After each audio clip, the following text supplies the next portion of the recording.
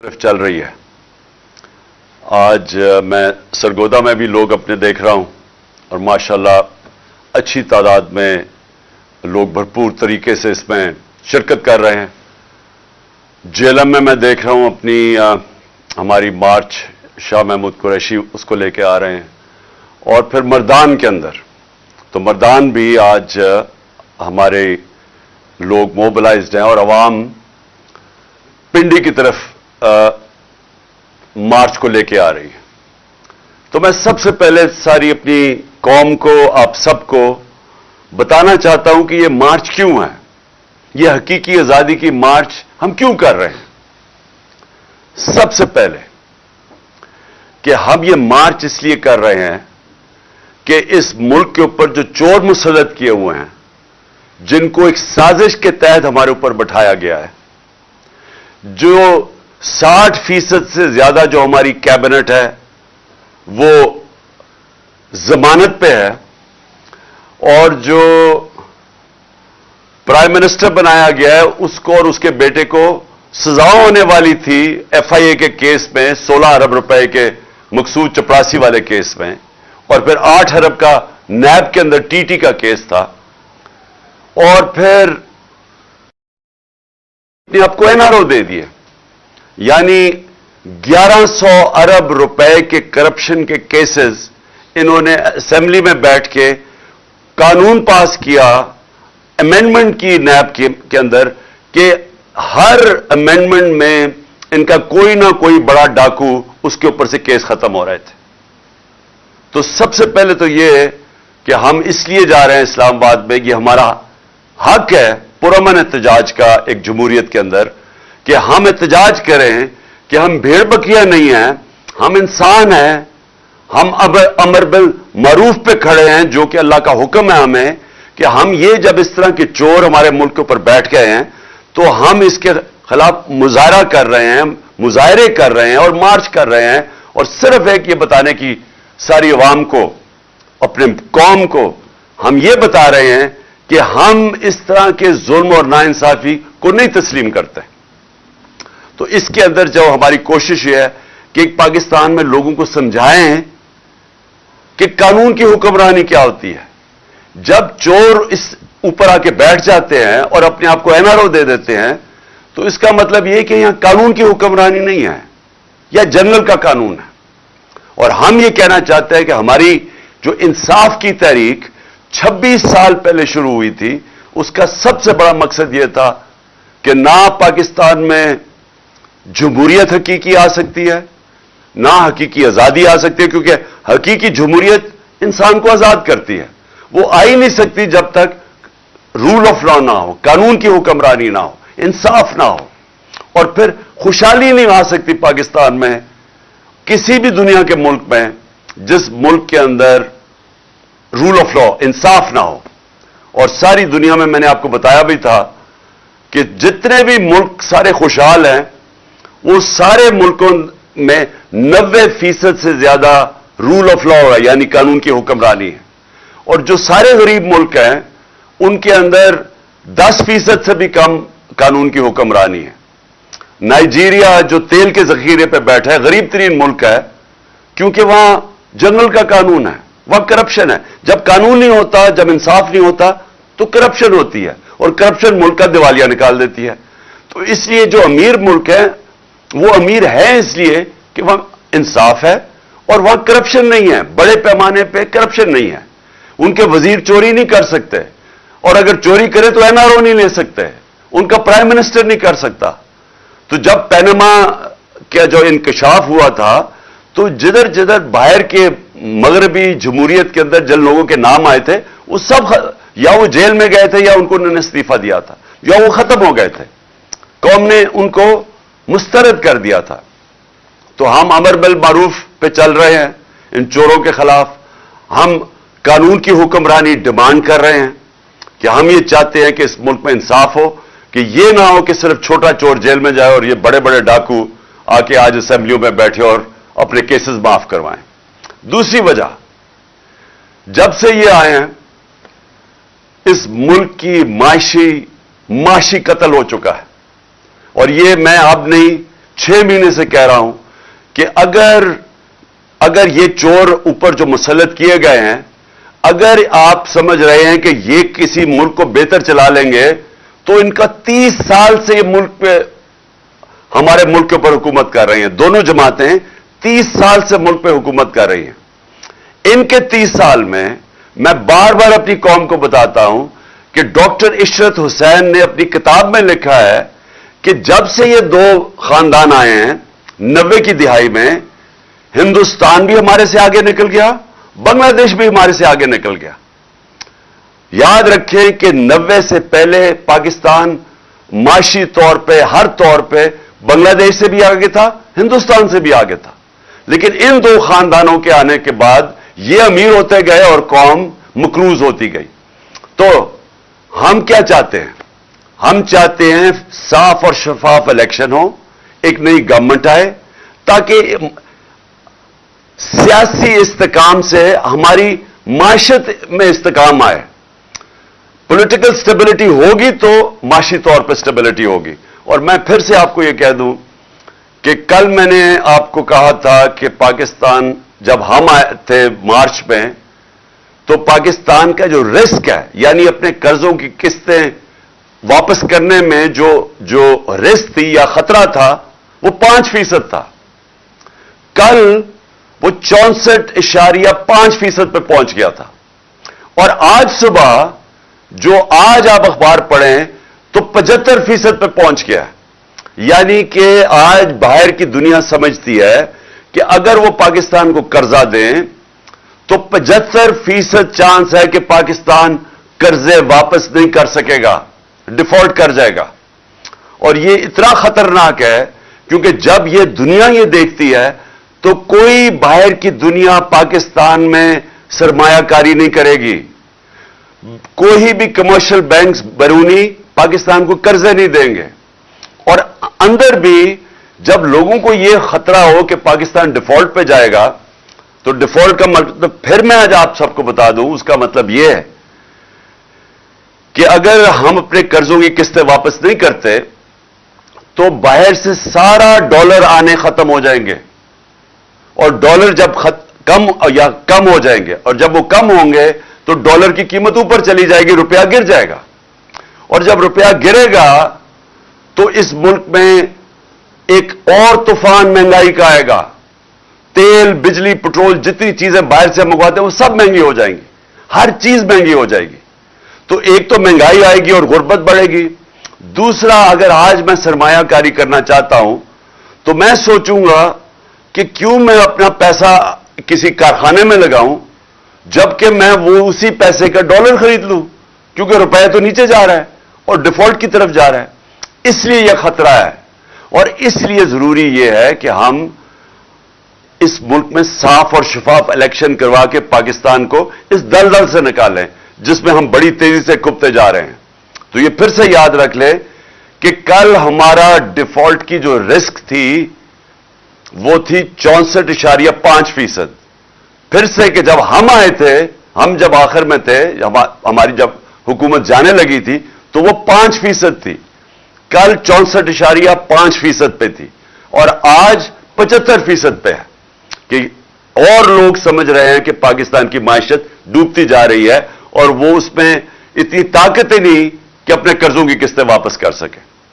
तो इसलिए भी इस मुल्क को निकालने के लिए एक ही रास्ता है, इलेक्शंस। और हमें पता है कि इलेक्शंस क्यों नहीं होंगे जल्दी, क्योंकि नवाज शरीफ खास तौर पे और जरदारी दोनों डरे हुए हैं कि अगर आज इलेक्शंस होंगे तो ये हार जाएंगे। तो इन्होंने जो बाय इलेक्शंस अभी हुए हैं तो 75% बाय इलेक्शन तो तहरीक इंसाफ जीत गई है। इसके बावजूद को इनको पूरी मदद थी इलेक्शन कमीशन की, इनको पूरी मदद थी स्टेट मशीनरी की, इनको मदद थी एस्टैब्लिशमेंट की, उसके बावजूद ये हार गए। तो आज ये डरे हुए हैं कि अब इलेक्शन में हम कैसे जाएं। लिहाजा अपने आप को बचाने के लिए ये मुल्क को तबाही की तरफ लेके जा रहे हैं। और मैं इसलिए कहता हूं कि इन दो लोग और खास तौर पर नवाज शरीफ जो बाहर बैठा हुआ है, इतना अहम पोजीशन जो इस मुल्क की नेशनल सिक्योरिटी के लिए है कि मुल्क का आर्मी चीफ, उसकी तैनाती, ये दो नाअहल हैं इस चीज के लिए। کیونکہ ان کے مفادات پاکستان کے مفادات سے نہیں ملتے. نواز شریف تو باہر بیٹھا ہوا ہے, پیسے باہر ہیں, بچوں نے برطانیہ پاسپورٹ لے لیا ہے, ان کی بڑے بڑے محلات ہیں, ان کی بزنسز باہر ہیں. کتنا ہے کہ کتنی فکر ہوگی اس کو پاکستان کی کہ میں اتنے اہم عہدے میں میرٹ پہ فیصلہ کروں. اس نے میرٹ میں زندگی میں کبھی فیصلے نہیں کیے, اور لہذا ہم یہ سمجھتے ہیں کہ یہ بڑا اہم ٹائم ہے پاکستان میں. اس میں فیصلے میرٹ پہ ہونے چاہیے, اور خاص طور پہ آرمی چیف کے. اور میں یہ اب دیکھ رہا ہوں کہ حکومت نے فیصلہ کیا کوئی آرمی ایکٹ کے اندر تبدیلی لانے کے لیے. میں ان کی تو بات نہیں کر رہا جنہوں نے لگنا ہے, میں تو ان کی بات کر رہا ہوں جو لگانے والے ہیں. میں تو ان کی بات کر رہا ہوں جنہوں نے آج تک صاف نیت سے اس ملک میں کوئی کام کیا ہی نہیں ہے, جنہوں نے آج تک سوائے کہ پیسہ بناؤ کیسے, چوری کیسے کرو اور پھر اس کو بچاؤ کیسے, NRO کیسے لو, ان کا سارا وہ فوکس ہے. ان کی جتنی بھی اپوائنٹمنٹس ہوتی ہیں وہ اسی نظر سے ہوتی ہیں کہ ان کو ذاتی فائدہ کیسے ہو سکتا ہے. تو اگر یہ فیصلہ کر رہے ہیں اور آرمی ایکٹ میں چینج لے کے آ رہے ہیں, مجھے خطرہ یہ ہے کہ یہ اپنے آپ کو اپنے مفادات کے لیے یا یہ سمجھتے ہیں کہ ہمیں فائدہ اس میں یہ اداروں کو نقصان پہنچا رہے ہیں. انہوں نے پنجاب پولیس تباہ کی, عباس خان IG کی 1993 کے اندر. لاہور ہائی کورٹ میں رپورٹ ہے کہ انہوں نے کیسے پیسے لے کے پولیس والوں کو بھرتی کیا. ان کی رپورٹ ہے کہ انہوں نے کیسے مجرموں کو پولیس میں بھرتی کیا. یہ 93 کی رپورٹ ہے. تو لہذا ہم یہ سمجھتے ہیں کہ جو بھی اپوائنٹمنٹ ہو وہ میرٹ کے اوپر ہو, اور وہ ہو جو کہ ہمارے ادارے کو مضبوط کرے. اور اس کے علاوہ میں ایک اور چیز پہ آج بات کرنا چاہتا ہوں. کیمپین میرے خلاف جب سے میں حکومت سے گیا ہوں, ہر تھوڑی دیر کے بعد کیمپین آ جاتی ہے.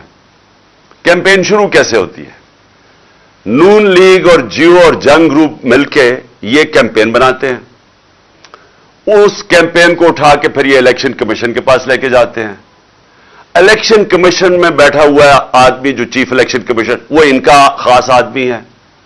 وہ ان کے ساتھ مل کے پھر ہمارے اوپر فورن فنڈنگ کیس مثلاً وہ لے آتا ہے, اور ہمیں میڈیا کے اندر برا بھلا کہا جاتا ہے کہ جی تباہ کر دیا انہوں نے, پکڑے گئے, اب پارٹی کو اب بین کر دیا جائے گا فورن فنڈنگ کیس کے اندر. اور ہم بار بار اپنی ساری صفائیاں پیش کرتے ہیں. ہم اپنی سارے جو فورن فنڈنگ کے اندر جو انہوں نے نام لیا تھا اس کے اوپر جن لوگوں نے ہمیں پیسے دیے ان کے نام دیتے ہیں. 40,000 کے جو ہمارے ڈونرز ہیں ان کے نام دیتے ہیں, اور یہ ہے 10 سال پرانی چیزیں. ہم سارا ریکارڈ دیتے ہیں, اس کے باوجود وہ کوئی نہ کوئی چیز اٹھاتے ہیں, FIA کو ہمارے اوپر چھوڑ دیتے ہیں, کسی طرح ثابت کرنے کی کوشش کرتے ہیں کہ انہوں نے کوئی غلط کام کیا. تھوڑی پہلے پروپیگنڈا کرتے ہیں, پھر کہتے ہیں کہ جی پھر پتہ چل رہی ہے یہ فورن فنڈنگ تو تھی نہیں, اب جی پروہیبٹو فنڈنگ آ گئی ہے, اور اس کے بعد وہ کیس اپنے پاس رکھ لیتے ہیں. تو پہلے تو وہ چلتا رہتا ہے, اور پھر یہ توشہ خانہ سامنے آ جاتا ہے, وہی الیکشن کمشنر اس کو اٹھا دیتا ہے. یہ نہیں پتا کہ نیب کے اندر کیس پڑے ہوئے ہیں نواز شریف, یوسف رضا گیلانی اور آصف زرداری کے. 4 گاڑیاں انہوں نے نکالی, 4 بڑی بڑی مہنگی گاڑیاں توشہ خانہ سے نکالی. وہ نیب میں کیس ہے, اور کب ہے؟ 10 سال پرانا کیس ہے, اور وہ کیس پڑا ہوا ہے. ان کو کوئی نہیں پوچھتا. وہ بالکل غیر قانونی ہیں, کیونکہ آپ گاڑی نکال ہی نہیں سکتے توشہ خانہ سے. مجھے بھی ایک گاڑی ملی تھی, آپ نکال ہی نہیں سکتے. اور جو نکال سکتے چیزیں اس کا ریکارڈ ہوتا ہے, آپ پیسے جو بھی اس کی فارمیلٹی ہوتی ہے. اب انہوں نے توشہ خانہ اٹھایا ہوا ہے. میرے وکیل نے ان کی ساری چیزیں آیا, ایک ایک چیز کا جواب دیا. اب انہوں نے ایک نیا کام کیا. کل انہوں نے وہی جو کمبینیشن جیو نون لیگ, اور اس کے بعد انہوں نے ایک فراڈ کو پکڑا. یعنی اگر آپ نے کوئی غلط کام کرنا ہے تو اس میں بھی کوئی عقل ہونی چاہیے. لیکن یہ اتنے بیوقوف ہیں, کیونکہ مجھے جرائم پیشہ لوگ ہیں یہ. انہوں نے بیٹھ کے جس آدمی کو لے کے آئے, وہ سوشل میڈیا نے سارا بتا دیا کہ وہ ایک بھاگا ہوا ہے ناروے سے, اس کے اوپر کتنے کیسز ہیں, اس نے پاکستان کی FIA نے اس کے اوپر کیسز تھے, یہاں مانگنے کی کوشش کی, یعنی اس کی پوری تاریخ ہے. اس فراڈ کو انہوں نے کہا کہ جناب پورا ایک پروگرام کیا کہ اس نے کہا جی عمران خان کی گھڑی اور اتنی مہنگی بک گئی. اور میں ان کی عقل پہ حیران ہوں کہ وہ سارا کیس, وہ جو رسید ہے وہ تو پڑی ہوئی ہے توشہ خانہ کے اندر, یعنی کتنی گھڑی بکی ہے وہ سب کچھ ہے, ریکارڈ اویلیبل ہے. اور انہوں نے پورا پروپیگنڈا کیمپین کی. تو میں نے فیصلہ کیا ہے کہ میں پہلے میں نے تو اس کے اوپر بھی کرنی تھی, فورن فنڈنگ کے اوپر بھی. اس الیکشن کمیشن نے میرے پر ڈالا کہ عمران خان کو پتا ہوتے ہوئے کہ یہ غلط فنڈنگ ہے, اس کے باوجود اس نے اس کی اجازت دی. میں تو اس کے اوپر بھی, اس کے اوپر الیکشن کمیشن کے اوپر میں نے ہرجانہ کرنا تھا. لیکن میں آج افسوس سے یہ کہنا مجھے پڑتا ہے کہ ہمارا جو انصاف کا نظام ہے اس میں مجھے امید نہیں ہے کہ مجھے کوئی ملے گا, انصاف ملے گا. لہذا اس باری میں نے کیا کیا, میں یہ جیو گروپ کے خلاف لندن میں اب کیس کر رہا ہوں. میں نے وکیل سے بھی بات کر دی ہے. میں اس کے اوپر لندن میں کیس کروں گا, اور وہ اس لیے کروں گا کہ میں وہاں لندن میں ہماری رجسٹرڈ چیریٹیز ہے جس کا میں سربراہ ہوں, نمل یونیورسٹی اور شوکت خانم کی. اور کیونکہ انہوں نے یہ وہاں بھی چلتا ہے تو ادھر میں اب ان کے اوپر کیس کروں گا کہ یہ جو میرے اوپر انہوں نے جو میری کردار کشی کی ہے, اب یہ وہاں جواب دے گے, کیونکہ ہم پیسے اکٹھے کرتے ہیں شوکت خانم کے لیے اور نمل کے لیے. تو لہٰذا میں لندن میں بھی کیس کروں گا. یہ جو شخص ہے, یہ جو فراڈ ہے, اس کے اوپر میں دبئی میں بھی کیس کروں گا, اور ان کے اوپر یہ جیو کے اوپر دبئی میں بھی کیس کروں گا, اور پاکستان میں بھی کیس کروں گا. اور میں نے فیصلہ کیا ہے کہ اب ہم ان کو اس لیے عدالت میں لے کے جائیں گے کہ ہم ثابت کریں گے کہ ان کا جو طور طریقہ ہے, یہ جو جیو گروپ ہے, یہ اس ملک کے اندر پروپیگنڈا کرتا ہے. یہ جو جیو گروپ ہے اس کا مقصد اس ملک کے اندر آزادی صحافت نہیں ہے. یہ اس کو اپنے میڈیا گروپ کو استعمال کرتا ہے, یہ ایجنڈاز کے لیے استعمال کرتا ہے. یہ جو انہوں نے آدمی کو پکڑا اور جو دبئی میں یہ جو سارا دبئی سے اور یہ جو پروگرام کیا ہے, اگر یہ دیانتداری سے صحافت کرتے تو ان کو پتا تھا کہ یہ فراڈ آدمی ہے. کبھی ایک آدمی, جس آدمی کی کریڈیبلٹی کوئی نہیں ہے, اس سے تم 10 دفعہ سوچتے ہو کہ اس سے ہی آپ اس کے نام پہ یہ پروگرام کر رہے ہو. تو اگر آپ ایمانداری سے صحافت کرتے, اب کبھی ایسے گواہ کو نہیں لیتے. لیکن انہوں نے اس کو پوری طرح اس پروگرام کو ایسے بنایا اس گواہ کو کہ جیسے واقعی یہ سچ ہے. تو اس لیے اب مجھے کم از کم برطانیہ کی عدالت کو تو مجھے پتا ہے, کیونکہ میں نے وہاں ایک کیس لڑا ہوا ہے. اور مجھے اتنا بھی پتا ہے کہ 2 ہمارے لوگوں کے اوپر جب انگلیاں اٹھائی گئی, اور اس میں سے ایک ہمارا جو وزیر تھا اس نے لندن میں جا کے انصاف لیا. تو میں بھی انشاءاللہ ادھر اب ان کے اوپر کیسز کروں گا, تینوں جگہ کے اوپر. اور میرا جو آخر میں جو میری پھر سے اپنے سپریم کورٹ کے چیف جسٹس صاحب سے بڑی ریسپیکٹفلی, آنریبل چیف جسٹس سے پھر میں اپیل کرتا ہوں کہ 5ویں دن ہو گیا ہمارے سینیٹرز اور ہمارے پارلیمنٹیرینز کوشش کر رہے ہیں کہ کیس ہمیں انصاف ملے. اور انصاف کسے ملے کہ اگر پاکستان کا جو نمبر 1 انویسٹیگیٹو جرنلسٹ ارشد شریف, اس کے لیے ہمیں انصاف چاہیے. کیونکہ جو بھی ہوا پتہ چلانا چاہیے کہ کس نے دھمکیاں دی اور اس کو باہر بھجوایا, کیوں اس کی جان خطرے میں تھی, یہ کون سا اتنا بڑا ملک سے غداری کر رہا تھا کہ اس کی جان خطرے میں اور اس کو ملک سے باہر جانا پڑے. اور پھر کس نے پھر اس کوشش کی دبئی سے ان کو واپس لانے کی, تو اس کو کینیا جانا پڑا. یہ میں چاہتا ہوں کہ ہمارے سپریم کورٹ اس کے اوپر پوری طرح تحقیقات کرے, کیونکہ یہ صرف یہ نہیں کہ ایک پاکستان کا نمبر 1 جرنلسٹ اس کی شہادت ہوئی ہے, یہ سارے باقی صحافیوں کے لیے بھی اگر سپریم کورٹ ان کے ساتھ کھڑا ہوگا تو تب ہی وہ صحافی جو دیانتداری سے کام کرتے ہیں, جو ان کے ضمیر کی کوئی قیمت نہیں ہوتی, وہ تب ہی اس ملک کے اندر صحیح معنی میں اپنے آزادی صحافت ہوگی اور اپنے حق اور سچ کے لیے کھڑے ہوں گے. تو اس لیے میں سب سے پہلے تو یہ اور پھر سے میں اعظم سواتی کا کہتا ہوں کہ یہ پاکستان کا سینیٹر ہے. ایک ملک کا سینیٹر سے اگر یہ ہوتا ہے جو اعظم سواتی سے ہوا ہے, اور یہی نہیں کہ جو اس کے اوپر تشدد کیا گیا اور ایک ٹویٹ کے اوپر. اور میں یہ دیکھ رہا تھا کہ اسلام آباد ہائی کورٹ میں ایک جج صاحب نے یہ کہا ہے کہ ٹویٹ کے اوپر آپ کسی کو بھی یہ نہیں کہہ سکتے کہ ملک میں کوئی بغاوت کرنے جا رہا ہے. یعنی اس نے بڑا اچھا میں داد دیتا ہوں کہ بڑا اچھا بیان دیا ہے. تو اس سے جو ہوا ہے ایک ملک کے سینیٹر سے, اور جس طرح پھر وہ جو ان کی وائف کے ساتھ جو ان کو ویڈیو بھیجی گئی ہے, یعنی اس طرح کی چیز اگر ہماری سب سے بڑا جو آخری جو لاسٹ ریزورٹ والا انصاف لینے والی جگہ سپریم کورٹ, اگر ہمارے چیف جسٹس صاحب سپریم کورٹ اس طرح کے اعظم سواتی جیسے آدمی کو, ایک سینیٹر کو, ایک نمبر 1 جرنلسٹ کو, اور پھر تیسرا ملک کا ایکس پرائم منسٹر, سب سے بڑی پارٹی کا جو سربراہ ہے, اگر ہمیں انصاف نہیں ملے گا تو اس کا مطلب تو اس ملک میں کسی کو تو اور کوئی چانس ہی نہیں ہے انصاف ملنے کی. عام آدمی تو کوئی سوچ بھی نہیں پھر سکتا کہ طاقتور کے سامنے جب وہ کھڑا ہوگا تو اسے انصاف ملے گا. تو یہ ایک ملک کے ڈیفائننگ مومنٹس ہیں, فیصلہ کن وقت ہے ہمارے ملک کا. اور اس لیے ہم ریکویسٹ کرتے ہیں کہ اس ملک کو حقیقی طور پہ آزاد کریں, انصاف دے کے. انصاف دیں گے ہی تو قوم آزاد ہوگی. جب میرے پاس حقوق ہوں گے تو وہ مجھے آزاد کرے گا. یہاں کے جو پاکستانی باہر جاتے ہیں کام کرنے کے لیے, اور میں نے اپنی آنکھوں سے دیکھا ہے, برطانیہ کے اندر 50 سال پہلے میں نے دیکھا مزدور پاکستان سے گئے کام کرنے کے لیے, لیکن کیونکہ وہاں انصاف کا نظام ہے, حقوق ان کو تحفظ دیتا ہے, کیونکہ وہاں لوگ آزاد ہیں. ہمارے پاکستانی وہاں زیادہ آزاد ہیں, نچلے طبقے کے لوگ وہاں زیادہ آزاد ہیں کیونکہ پروٹیکشن ہے.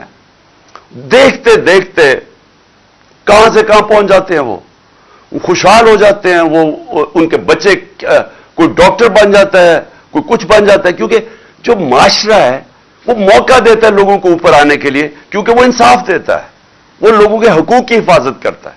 تو پاکستان میں بھی وہ وقت ہے کہ ہم اس ملک کو اب ایک آگے لے کے جائیں. یعنی یہ جو مشکل آج کل دور ہے اور یہ جو چور اوپر مسلط ہے, اس میں سے جو اس اندھیری رات میں سے یہ جو روشنی اب یہ ہے کہ شاید ہمارا انصاف کا نظام کام کرنا شروع کر دے, شاید ہمارا انصاف کا نظام کمزوروں کو تحفظ دے دے جب وہ طاقتور کے سامنے کھڑے ہوتے ہیں. اور یہی میں ہمیشہ کہتا ہوں کہ ہمارا ملک اسلام کے نام پہ بنا تھا. عظیم نعرہ تھا پاکستان کا, مطلب کیا, لا الہ الا اللہ, کہ وہ لا الہ الا اللہ جو انسان کو آزاد کرتا ہے, کہ جب وہ سوائے اللہ کے انسان جب کسی کے سامنے نہیں جھکتا وہ انسان آزاد ہو جاتا ہے.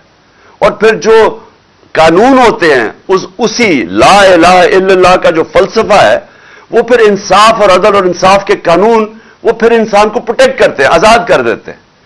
تو ابھی تک تو انصاف نہیں ملا اس ملک میں لوگوں کو, اور اسی لیے ہم آگے نہیں بڑھ سکے, اس لیے ہم مقروض ہیں, اس لیے ہم دنیا میں باہر قرضے مانگتے پھرتے ہیں, اس لیے آج یہ جو 75% پاکستان کی اب رسک فیکٹر بن گیا ہے کہ ہم اپنے قرضے نہیں واپس کر سکتے. تو یہ وجہ یہ نہیں ہے کہ ملک میں وسائل کی کمی ہے, وجہ نہیں ہے کہ ہمارے لوگ ٹیلنٹڈ نہیں ہیں, یہ باہر جا کے بڑے بڑے کام کرتے ہیں. وجہ یہ ہے کہ پاکستان کے اندر حقیقی آزادی نہیں ہے, کیونکہ عدل اور انصاف نہیں ہے.